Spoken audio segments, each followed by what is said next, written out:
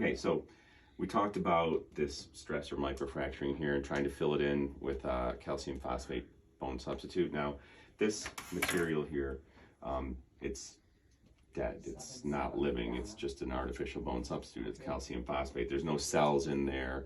Your own cells have to grow in there. Now, a lot of times as we get older, we don't have as many good cells in our bone marrow as we used to, especially in the legs and in the arms, because our bone marrow has special healing cells in there that help the body heal, okay?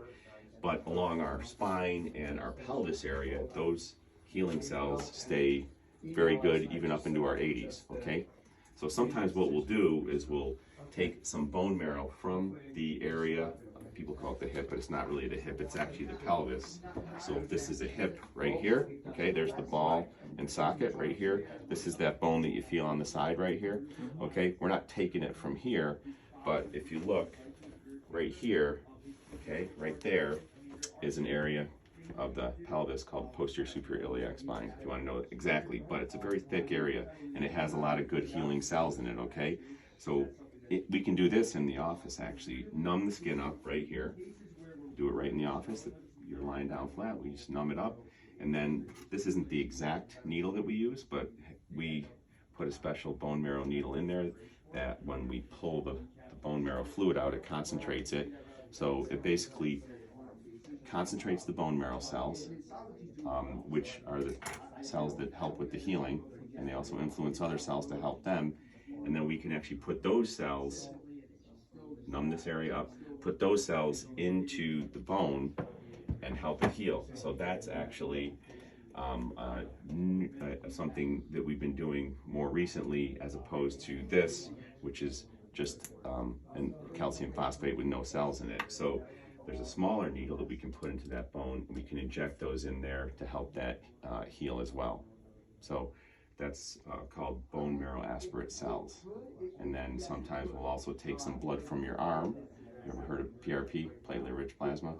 All right, so the platelets are those things that when you cut yourself, form a scab, so they stop the bleeding, but they also have growth factors, so they release those growth factors, and those growth factors stimulate new blood vessels and cells to come in the area, so it helps it heal. So the PRP is kind of analogous to fertilizer, okay? And the bone marrow cells are kind of analogous to grass seed, okay? This isn't an exact analogy. It's just to make it so that it's easier to understand. But if you have a area of bad bone or a patch of bad cartilage, or you have a patch of grass that hasn't grown in, you can try to get that grass to kind of grow back in and fill in, but sometimes if you have bad bone or bad cartilage, it's just not going to do it, just like the grass sometimes doesn't grow in. So how do you get that grass to fill in? You put grass seed in. So that's kind of what those bone marrow cells, they're kind of like the grass seed.